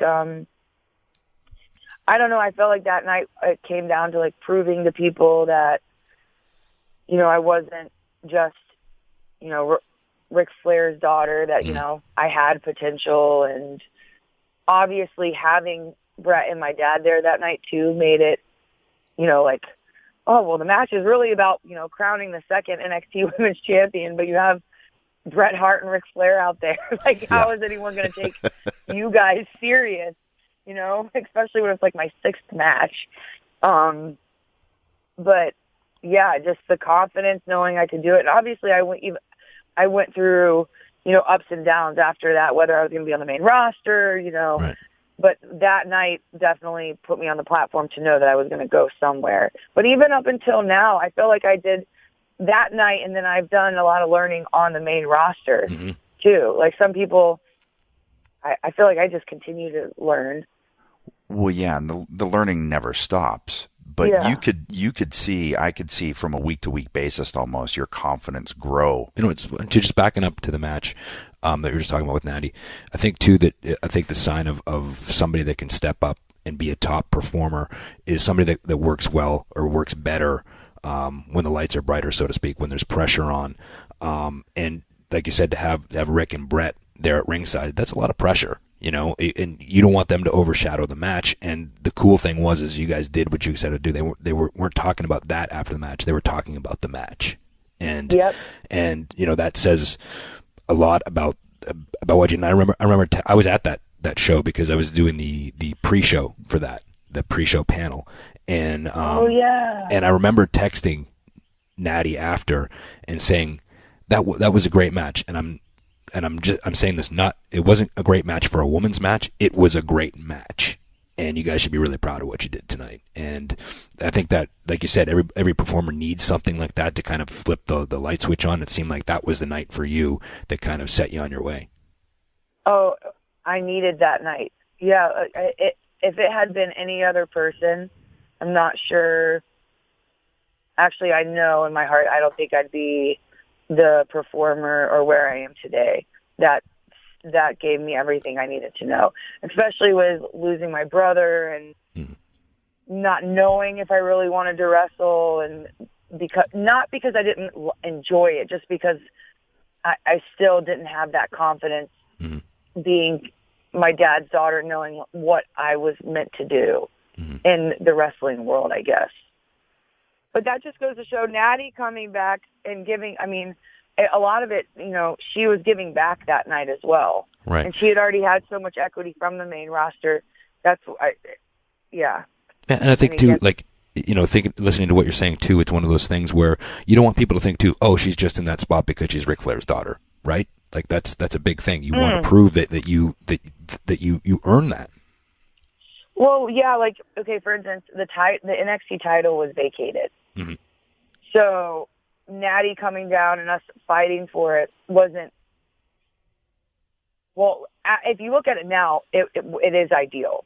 Mm-hmm. But, was that was in the back of my mind the whole time. Was I winning the title just because I was Ric's kid and I have to prove that I'm not just Ric's kid? So that played the biggest, I don't know. That, I think, to me, that's what the chip on my shoulder that night was like, no, watch me. Yeah. Well, it's interesting too, like a chip on the shoulder, it can be great fuel, but it's now it seems to me like people, the whole, Ric Flair's daughter thing seems, you've carved your own niche now. Like you have done your own thing and blazed your own trail now. Like that doesn't even factor in anymore. Even to me, I'm like, oh yeah. Well, I mean, I know that, but it's not like, that's the thing that people I don't know. talk You've about. done your own thing. Mm-hmm. Yeah, it feels good. Well, I think after he was also, speaking of pressure, so when obviously having them that night at NXT, but then when they brought him up to manage me, that was like, oh, that could have been sink or swim. And I think that was another opportunity or an example of, the pressure was a good thing for me because I knew every night that I had to be on. Mm-hmm. Or, I mean, it's easy to let Ric Flair steal your spotlight every night walking to the ring. So, like, I thought about that every night. Like, oh, man, this is not going to go well. He's going to go rogue. I don't know. He's going to go rogue. Oh. Well, I would look over and he'd just be randomly wooing. I'm like, why are you wooing? It's not the time to woo. It's funny. The TLC match we were talking about earlier, I remember we were working that, and like you said, it was Ric's first ladder match, and I think I slammed him or I suplexed him. I was like, okay, Ric, just stay. And I went up on the ladder, and I looked, and he was all the way across the ring. And now I'm on the top of the ladder, and I went, shit, now what do I do? So I tried to do a flying drop kick off of a ladder with nothing to base it, and reached as far as I could and barely clipped his shoulder, and I landed and I went, oh God, that hurt. And then I was like, and that probably looked like shit, but then he completely saved it because he did his face bump. and the crowd didn't even know it. I was like, oh, okay, we're good. That's great. Oh, we're fine. I'm going to kill myself in a drop kick and you're just going to fall. But he went rogue. Yeah, exactly. I'm not going to stay here. I'm going to roll to the apron. That's great. Yeah, I don't know. Well, there was one time I had a pay-per-view match, and I needed him to take off the turnbuckle pad for the finish. Yeah. But leading up to that, I was supposed to eat the post. So I'm selling on the outside, and he walks around, and he's like, honey, you okay? And I'm like, what are you doing? You're supposed to be he was taking concerned. off the turnbuckle for the finish right now. I was screaming at him. Like, oh, I know Stu's going to pick this up on the camera. Like, Dad, go. I've already been on the outside for more than 10 I don't even know what he was doing. That's funny. He was concerned. He went from nature boy to dad. Yeah. Yes. Or he just forgot to take off the turnbuckle. I don't know. He was really trying to come over and get the spot. Exactly. So since you've come up to the main roster, you've worked everybody, throughout the current crop, whether it's Bailey or it's Sasha or it's Nia, Natty, Becky. Yep. I mean, now that they've split the rosters, how do you feel? Do you feel like there's more opportunities for fresh matchups? Like, you won't wrestle Bailey for a while now, so do you think when you guys come back to it, it'll be fresh again, kind of thing? Yeah, I think, what was hard for me was I had missed a Raw Monday and a year and a half. Mm-hmm. So that was, I was like, felt like I was leaving my baby. But I definitely think the brand split gives more opportunity and different matchups. But for me, because like you said, I've had the opportunity to wrestle everybody. When I moved to SmackDown, I was very nervous because I was like, well, I've already wrestled Natty. I've already wrestled Becky. Obviously, Carmella and Naomi would have been fresh, but it was more just taking the opportunity to look at it as, well, I've never wrestled Natty as a babyface and her as the heel. Right. Or Carmella, or I've never wrestled Becky. I mean, I never see Becky going heel, but it was just more of like, okay, will I be able to have these great matches with the tables turning, being more on the face side than a heel? That's what I was more nervous about. But the opportunities for storylines and the women having two brands couldn't be better for, look, Raw had a main event with the gauntlet match. We had the ladder match. I think keeping us separate helps all of us individually. Yeah. It's funny that it's something you just mentioned, that, going from heel to babyface, and it is, and people don't realize that what a different dynamic that is too, right? Yeah. Like when I remember I was a heel for so long, and then when I turned babyface, I realized, I really don't have any moves. I'm going to need to start thinking of some stuff here because I don't have a comeback, So it's like, it definitely is a different dynamic, and I could see how that would be a little bit nerve-wracking. And it's one of those things, the more you do it, obviously you don't want to veer too much from what your character is and what it's turning, obviously organically turning you into the point where people are cheering for you. But yeah, there is a different, like, kind of curve there, Oh, well, two things there. In the last ladder match, I think I threw like 6 big boots. Like, that's my only move. Like, I don't know how many more big boots I can throw. That and chops. And no girl wants to be chopped over and over in their set. I'm like, crap. Like, how am I going to be a baby face? You need to do what I did. I just went into the locker room and said, okay, all the baby faces I've been bumping for the last how many years, I need you all to donate one move to me so I can make a comeback. Oh, you know what? I think I might have to do that. Like, well, Edmund Christian said that all of you guys have to donate a move. No, but it is like, and I also overthink everything. So I'm like, well, why am I a baby face right now? I'm like, well, why? Well, it's not because the fans love me. It's because they respect me. Mm-hmm. And I feel that's a different territory. Like, I'm like, okay, well, how long will that last? Like, and then I can't really change the queen character because that's what, right. It's very hard. Mm-hmm. It can be a tough, and my tough natural little mannerisms road. are like a heel too, right. And being bigger. Yep. Yeah, it's interesting. Jay, we talked about it switching to babyface. When Jay and I first split as a team, he stayed heel. So I went from a tag team to a babyface, and that was, it was some floundering there trying to figure it out. And like you said, I threw a lot of clotheslines. I didn't have a lot of stuff because, Jay and I just got thrown around a lot. So yeah. It took some figuring out. But then I realized is you don't really change the character. It's just who you're doing it to, and that the storyline is written differently, And obviously some of the underhanded stuff that you'll use to win, you might not necessarily use. But you can't change a whole lot. Otherwise, then you will lose them. Like Steve Austin, whether he was a babyface or a heel, he's pretty much the same. It's a matter of, like I said, who you're doing it to. Yeah, and just not overthinking it because right. It's like I had my singles.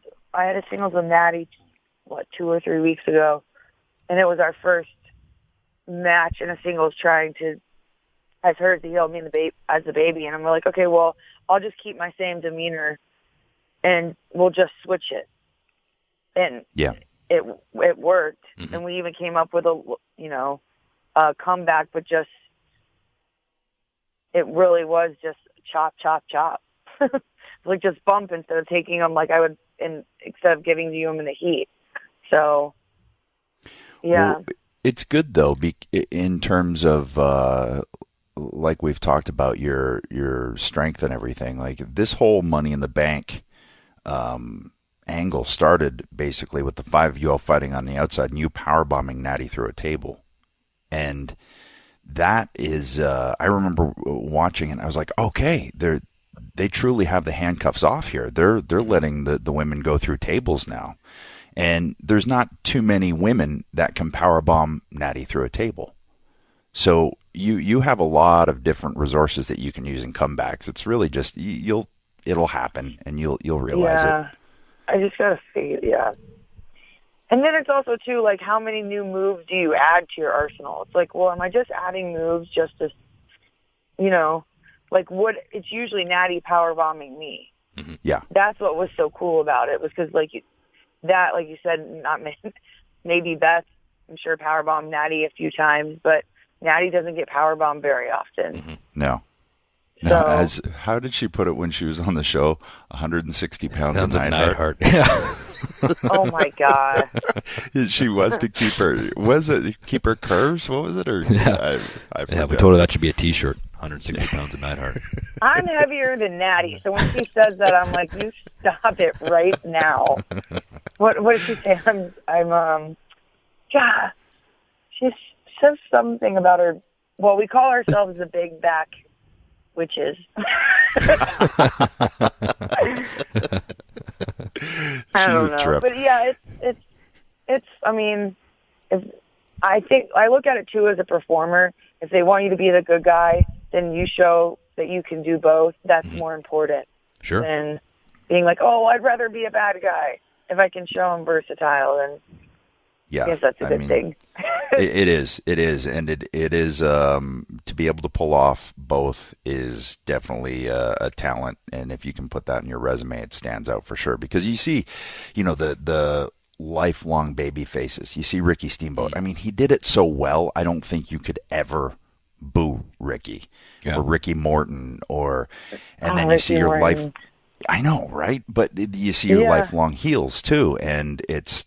Would you ever be able to cheer them? But the guys like, Shawn Michaels, where you got just as invested hating him as you did loving him. And it's, there's a reason he found that way to do it. Yeah. Yeah. And I guess too, it just depends on, are you the type of person that tends to like the heels more than the good guys? Or do you like the good guys more than the bad guys? It's so different today than it was even 10 years ago. Like when my dad was my manager, I literally was getting booed. Mm-hmm. Like loud boos. And that just seems what's a cool heel and a heel today that's different too. It is. I think it's so hard to get heat with how much exposure of the business we have out there.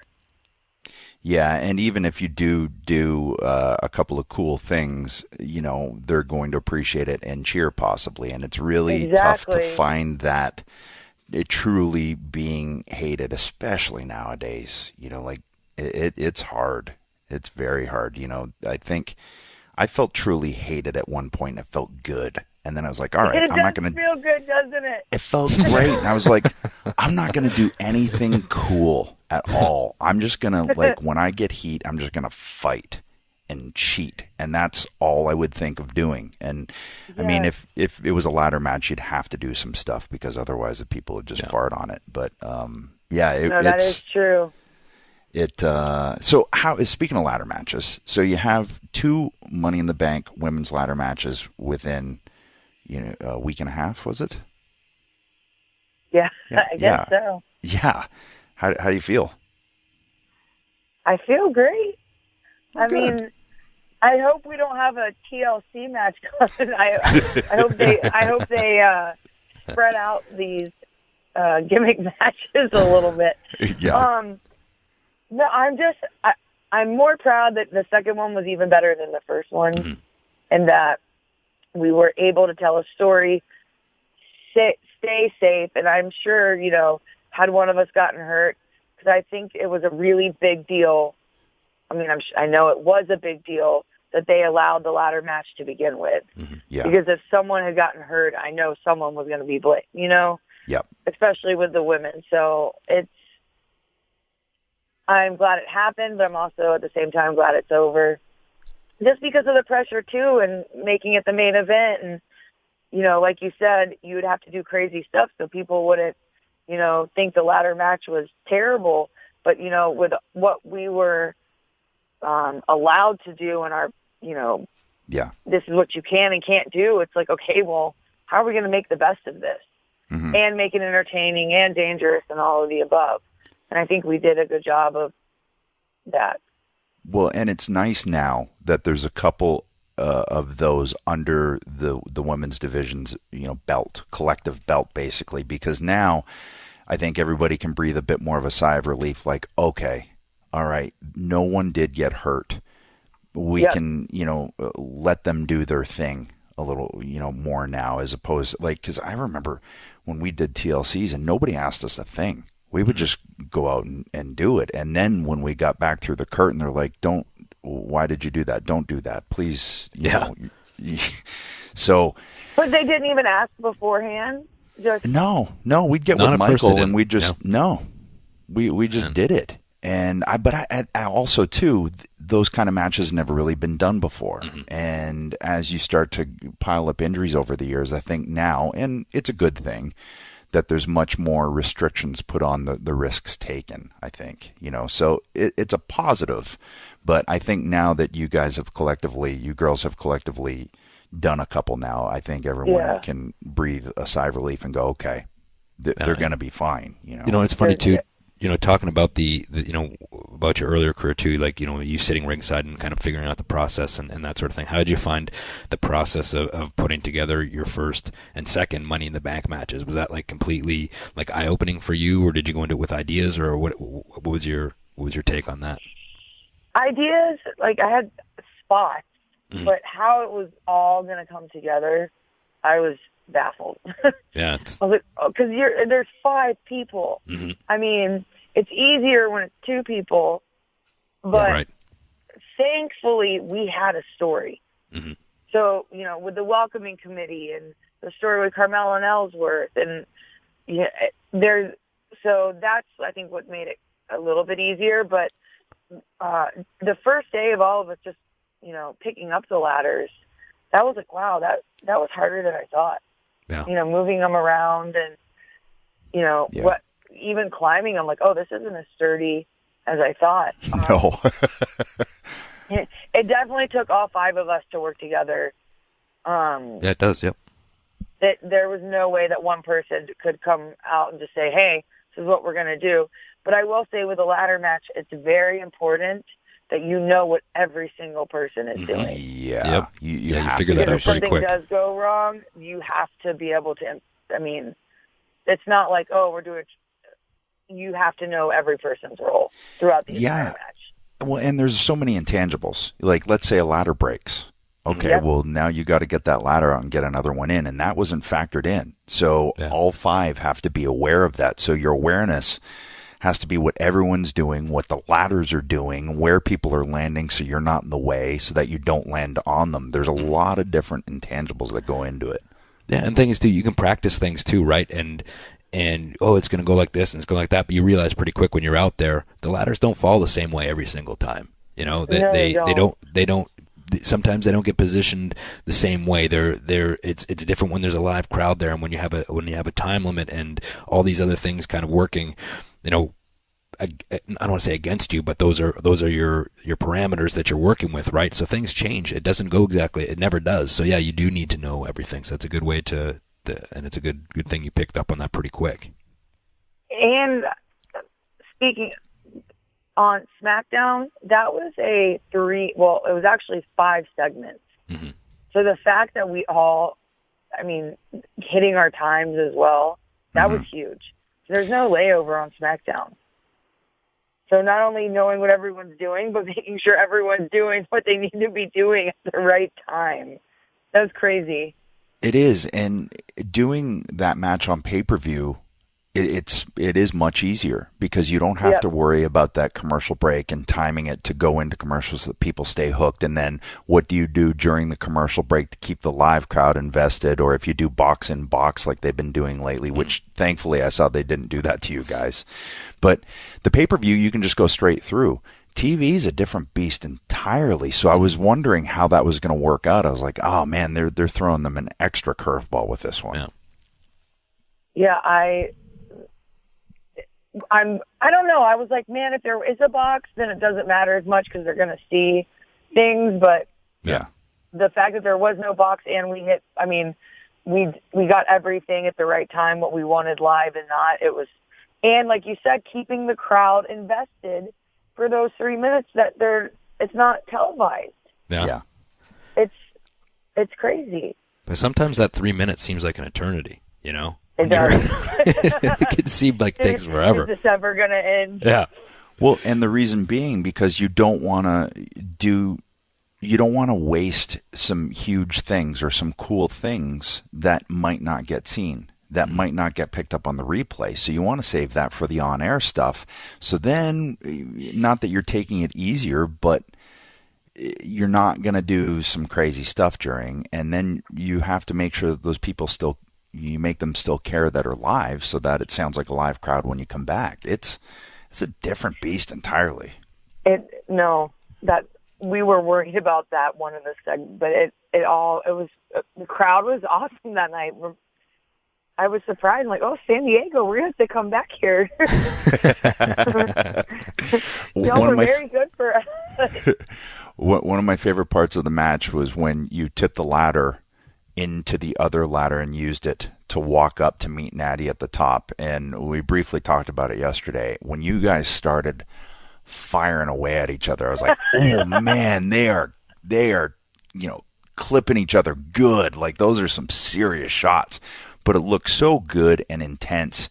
And, a moment that I think can be replayed, because I think you guys are going to have a strong history together throughout both of your careers. That's a moment that they can replay in a package before a pay-per-view match. How'd it feel while you were up there?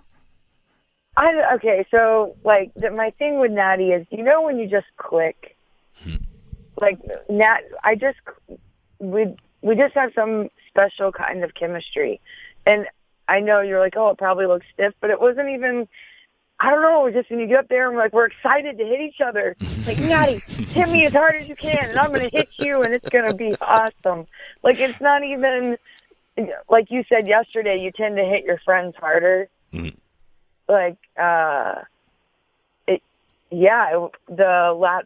Running up the ladder to meet her up there was cool, but having that moment with her up there and just going all at it and showing, because a lot of the time, too, is as women, we get even critiqued, like, oh, that looked bad. That was a girl hit or whatever. But, that looked, like you said, super physical and intense and good. And it was at the top of the ladder. So, yeah, it was an exciting moment that we were also given to be able to do that up there. Yeah. And I think the more that those moments happen, the more... And it already is happening within the industry where it won't be like Jay said earlier. It's the woman's match or that won't be part of the discussion. It'll just be a match, and I think that's where it is now. Honestly, it's like not those are strong forearms for a woman. No, they're just strong forearms. And I think thankfully now that's if it hasn't all the way happened, it's definitely happening.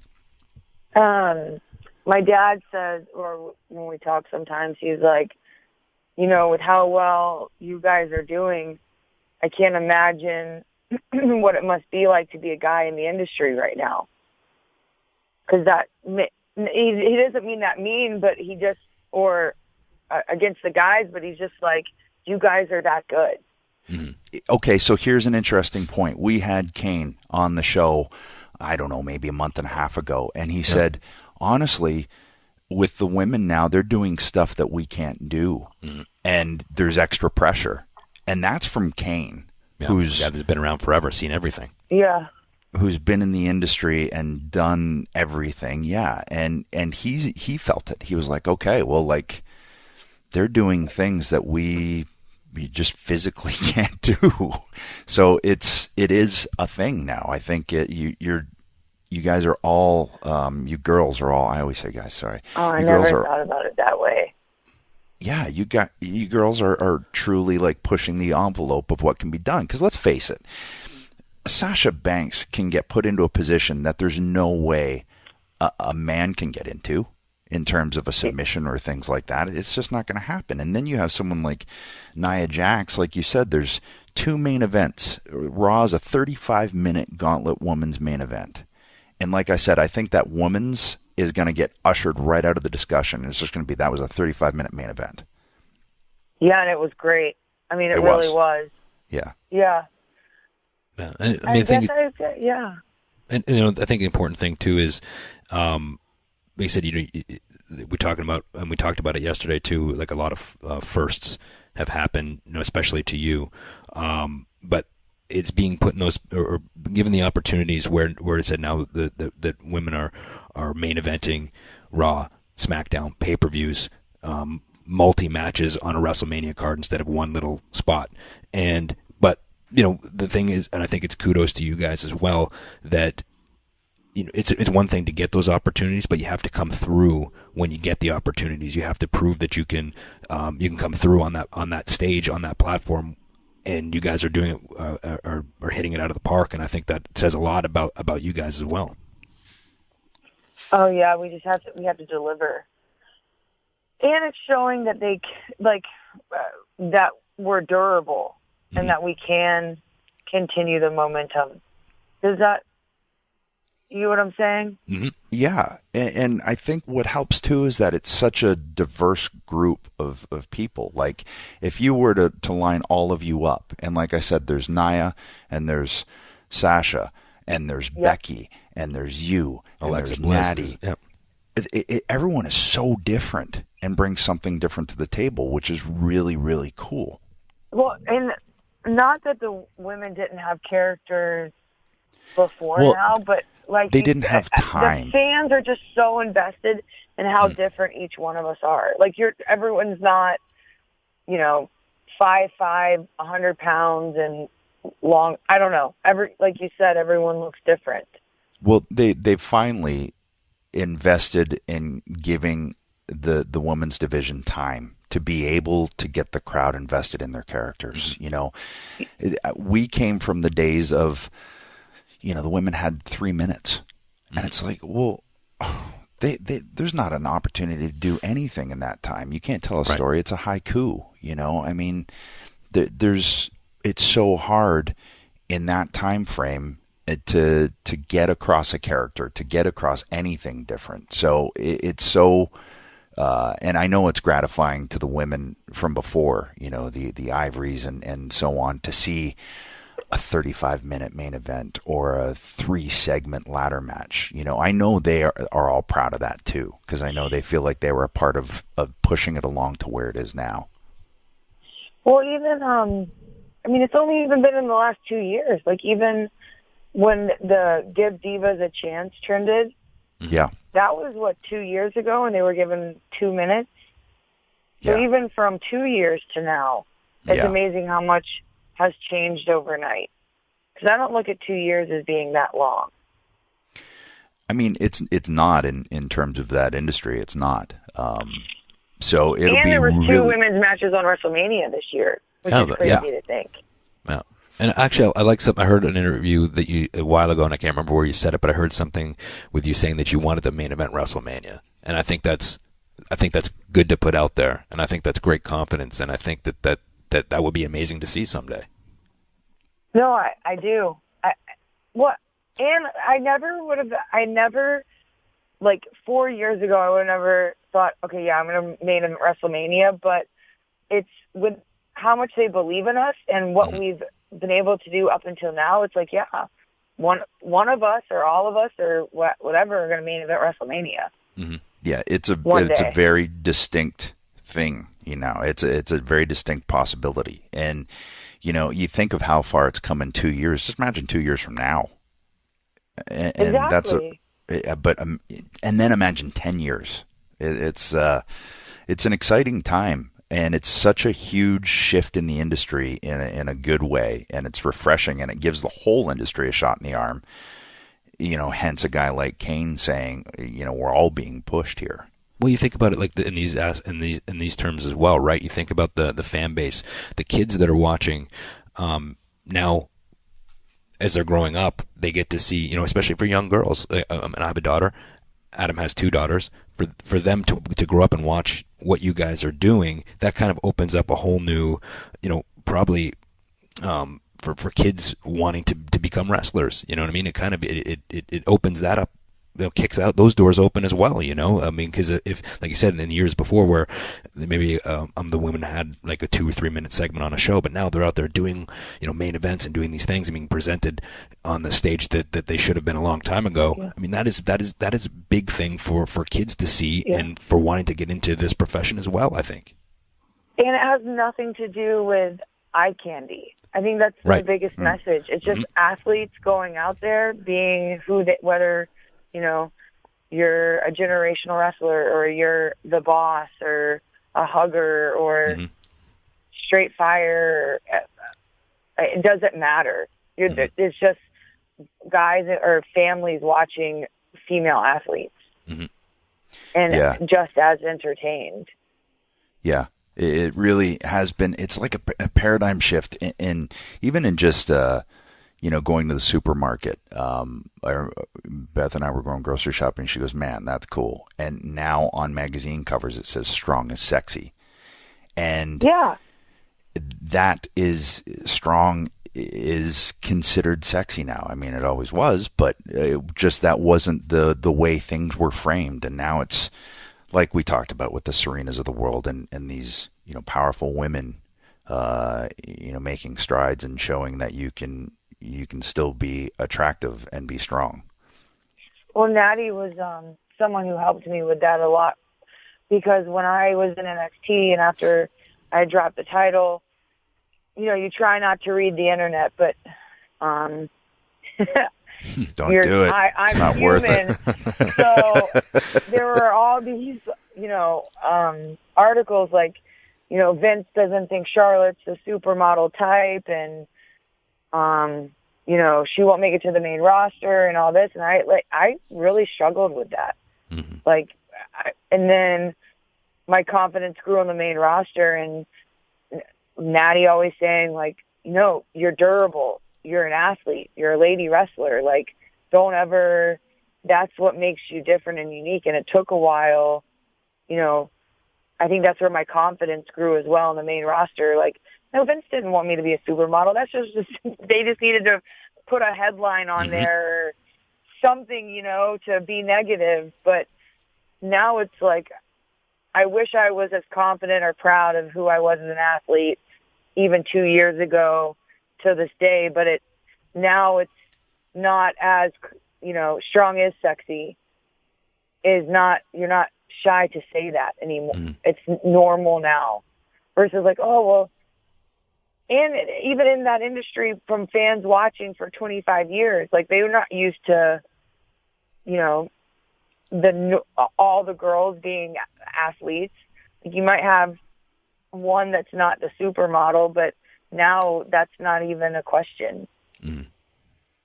Yeah, it's interesting. I think back to, back in the 80s and Wendy Richter, and she was ahead of her time. Wendy Richter would fit in perfectly right now.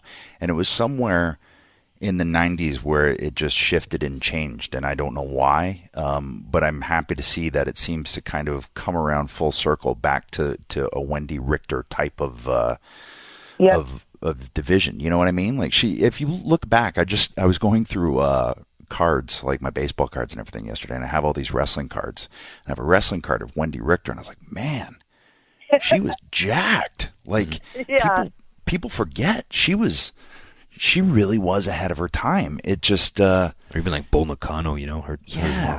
There were times, and there were always women there to be able to do it. But the industry just changed in a weird way in the 90s. But it's back again, and even more so, to where you guys main eventing WrestleMania can be talked about seriously. Possible. Yep. Yeah. And Jay and I, like he mentioned, between us, we have 3 girls. So for me, I don't know, as soon as I had a baby girl, not that, just everything shifted even more. I was like, okay. Y'all are getting payback. That's what that is. Payback. But I'll tell you what, the first thing I thought was, my daughters now live in a world where it's not out of the realm of possibility to be president. Mm-hmm. No. It's not out of the realm of possibility to main event WrestleMania. It's not out of the realm of possibility to main event UFC card. Like, all of these things are possible, and as a dad to 2 girls, man, that makes me really fuzzy inside. That's so cute to hear. It's seriously, I don't mean that silly, but it's awesome. And seriously, I mean, and obviously, I'm with a very strong, independent woman, but having the girls just added so much more to that and everything. I mean, I'm surrounded by women now, and 2 strong little girls and a strong woman, so I pay even more attention now, and it's just it's fun to see, and I do think of those things. I'm like, okay, every time you guys kick ass, it's like a shot in the arm for my little girls too. Mm-hmm. Well, yeah, I mean, it's like, even, I guarantee you, my dad, had hoped Reed or David was going to carry on his last name, but it's like, no, my daughter's doing it. Mm-hmm. And that's probably different, too, for dads, to think they can only get involved with their sons in sports, or, like, now professional wrestling. It's not that case anymore. Right. Yeah.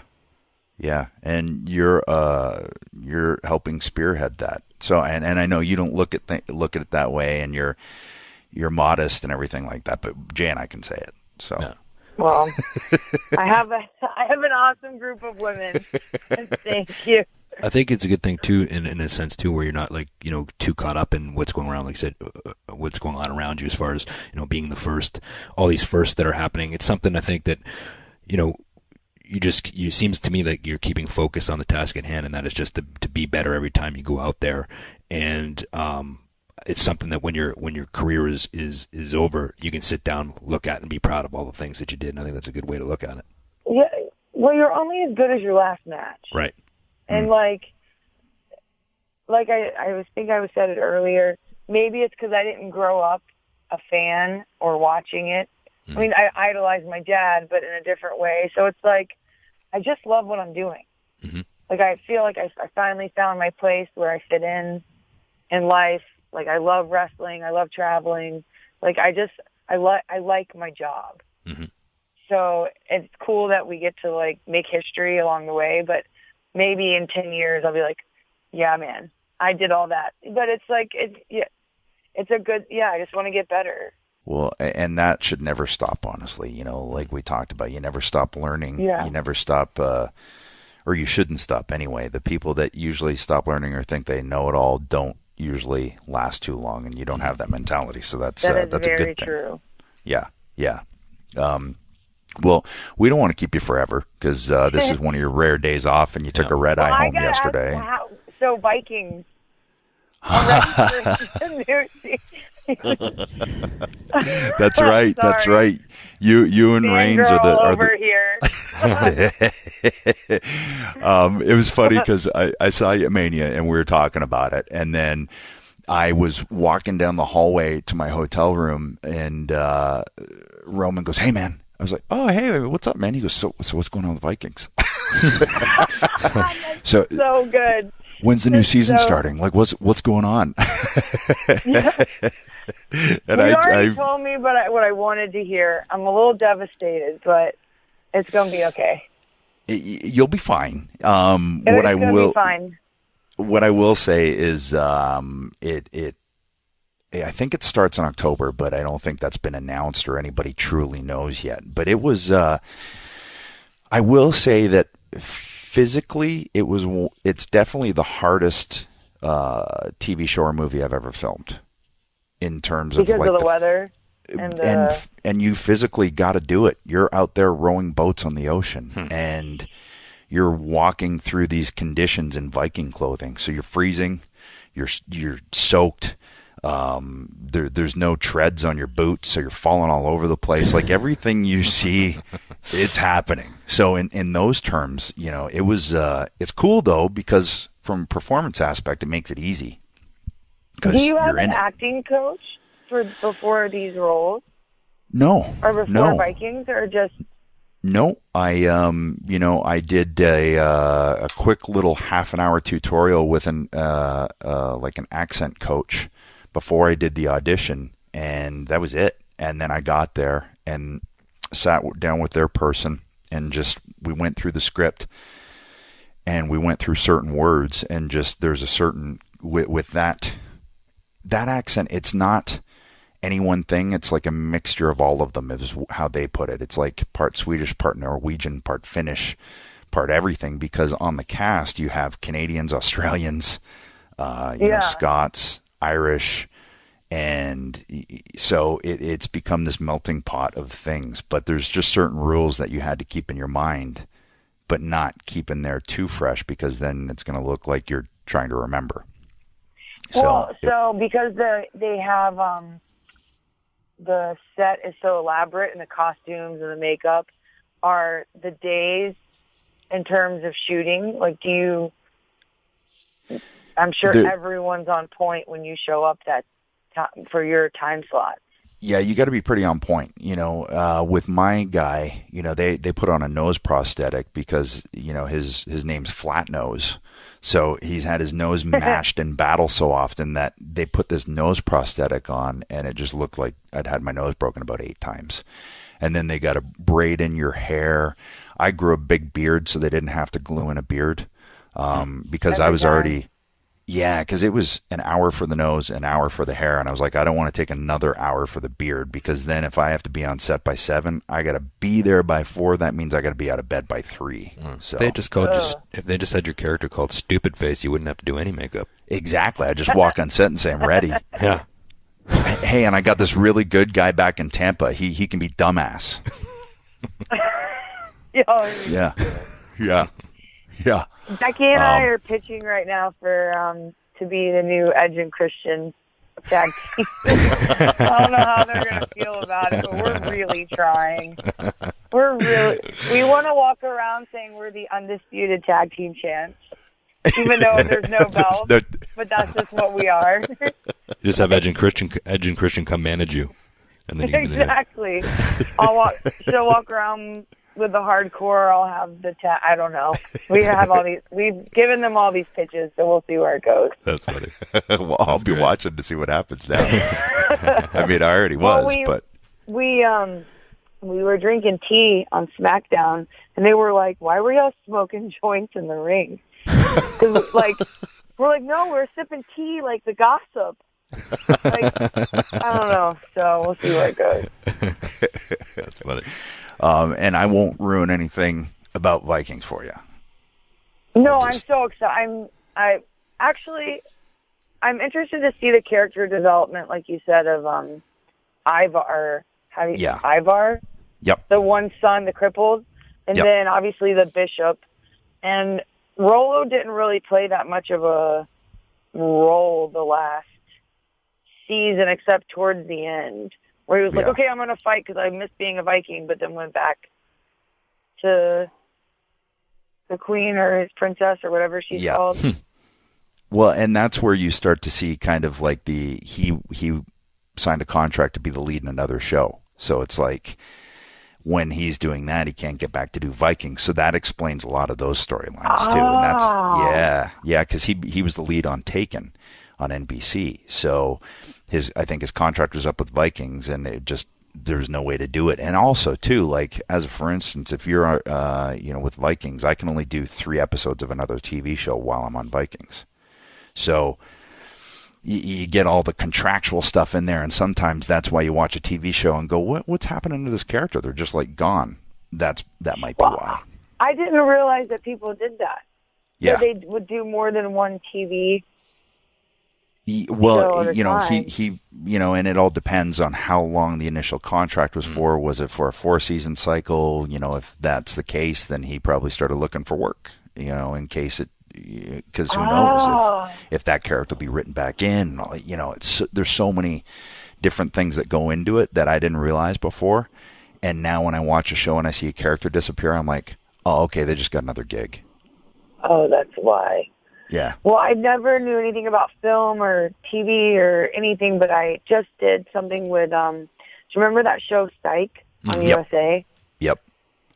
They got the gang back together to do a movie, and it comes out Christmas, and I played like a bad guy in it. So everything from like showing up on the trailer and having a script and knowing how it works. I mean, it's so different than wrestling. Yeah, it was very eye-opening.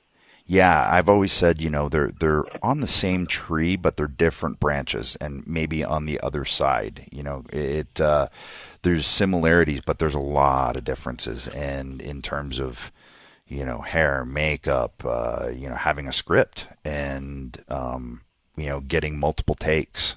That was the initial thing for me. I was like, whoa, wait a minute, hold on. I get a script the night before. Maybe even a week before that I can study, and then I get a bunch of cracks at it. Okay, this is way easier than live. Or you could just stop yeah. It's eye opening for sure. So, did you have fun? Yeah, I had a lot of fun. I still have a lot of questions. Like, they were goofing off before scenes, and obviously it has to do with, you know, Psych is a comedy and the producer, but I'm like, well, what if you're doing a really serious scene? Like, how do the actors just go in and out of that? Because it seems so natural. Like, like they're just hanging out talking, and all of a sudden it's like, okay, we're going to film right now, and then they just start doing their lines, and then they take a second. Like, how does that work if you're in a scene that, like, there's some scenes in Vikings where I'm not like, I don't think I'd be laughing on the side. Well, it's different for everybody, but there gets to be that comfort level. Like before a match now, I'm sure there's moments where you're goofing off and joking around. But if you were to take an actor off of the Psych movie and say, okay, we're going to wrestle a match, there's going to be nerves there for them, you know, because it's new and it's different. But there were some scenes definitely in Vikings where I was like, I just had to go and be in a place because I knew where this scene was going to go. But generally speaking, I'm a bit of an idiot, so I like to goof around a lot. Okay. Yeah, and just get there. Eventually get to a comfort zone where you can just get there pretty quick. Because if you just stay in that mood and that place all day, it can be very destructive, I think, for some people, you know, and that's why you hear, you know, that's why you just goof. Okay. Yeah, because you know, you hear about the Heath Ledgers and things like that, and it's like, oh, okay, yeah, you know, if you stay in that place, it can be damaging. I think. Yeah. Yeah. Yeah, it was all very fascinating, for sure. Well, man, so we found, look at this, Jay. I don't know if that's a scoop, but we found out that Charlotte is going to be in the Psych Christmas movie that comes out. That's pretty cool. Yeah. Very cool. All right. Yeah. So you're busy. My name is Heather Rothfield.